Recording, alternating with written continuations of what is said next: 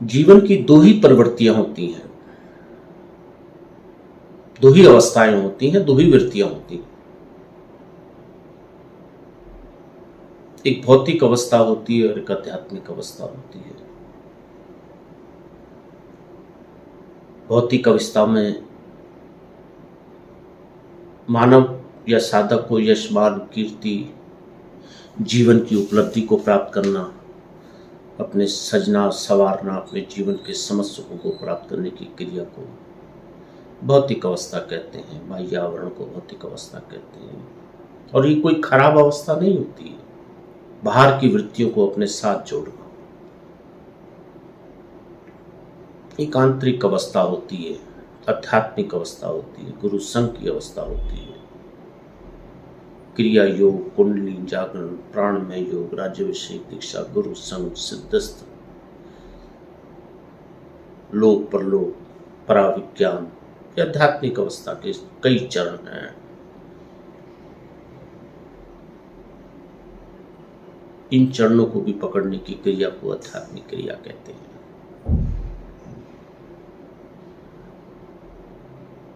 वैसे जाने अनजाने हर मानव इस आध्यात्मिक क्रिया को पकड़ने की कोशिश तो करता है, चाहे वो सुखी जीवन में हो या बाहर के आवरण में। बाहर के आवरण में भी उसको खटकता रहता है कि मैंने जो सज्जा सामान तैयार किया है उसको जरा सुबह योगाभ्यास के द्वारा, आत्मचिंतन के द्वारा, प्राणायाम के द्वारा, सुबह की ऊर्जा को अपने अंदर लेने की क्रिया के द्वारा, अपने आप को तंदुरुस्त दीर्घायु बनाने की क्रिया से, तब भी वो जाने अनजाने उस आध्यात्मिक क्रिया को पकड़कर अपने पास ही रखता है। पर बाहर के आवरण में जो व्यक्ति रहता है वो जबरदस्ती आंतरिक आवरण को पकड़ने की कोशिश करता है, अहंकारवश। इसमें अहंकार का मूल तत्व होता है, मूल बिंदु होता है, जड़ता की स्थिति होती है। और आंतरिक अवस्था वाला जो क्रिया योग, कुंडली, जागरण अपने आंतरिक अवस्था को सजो सम्मान की तरह संस्कार को अंदर समेटने की क्रिया करता है, तो बाहर की अवस्था से अनभिज्ञ होता है। बाहर उसका सब छोटा होता है। जब अंदर से बाहर आता है तो वो बाहर की क्रिया है, तो बाहर को सबको समाहित बांध देता है। पर इन दोनों अवस्था की जोड़ को गुरु ही संभालते हैं। आंतरिक अवस्था और बाहर की अवस्था की क्रिया को जो संभालते हैं वो गुरु संभालते हैं। बगैर गुरु के समायोजन के साथ यह संभव है। बगैर गुरु के साथ ये दोनों अवस्थाएं नहीं संभलती, साथ साथ।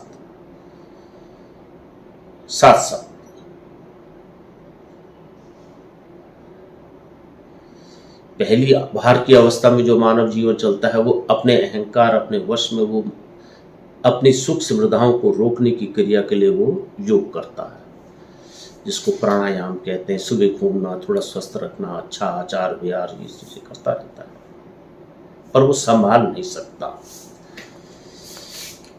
गुरुत्व के कारण ही वो दोनों चीजों का समायोजन करता है, दोनों वृत्तियों का संयुक्त समायोजन करता है। इसलिए गुरु की आवश्यकता पड़ती है। इसलिए गुरु के शक्तिपात से, गुरु से जुड़ने की क्रिया पड़ती है कि वो दोनों स्थिति से, मानव या साधक दोनों स्थितियों में अडिग रहे, खड़ा रहे। और गुरु अपनी प्रारंभिक अवस्था में शक्तिपात के माध्यम के द्वारा उसको समन्वित करने की कोशिश करता है। जैसे नदी की धारा होती, कल कल करे वो, तो दोनों किनारों को वो बराबर से वो नदी प्रवाह होती रहे, ना उस तरफ प्रवाह जाए उसका, ना इस तरफ प्रवाह जाए, दोनों प्रवाह, इस दोनों उसके सिरों को मजबूती के साथ बाहर के आवरण के साथ बांधे रखता है। वो दोनों सिरों को बांधे रखता है। तो संयुक्त प्रवाह बहुत अच्छा होता है, संयुक्त क्रिया अच्छी होती है, वो गुरु के समायोजन के साथ शुरू होती है। तो हमें इस चीज को समझना चाहिए।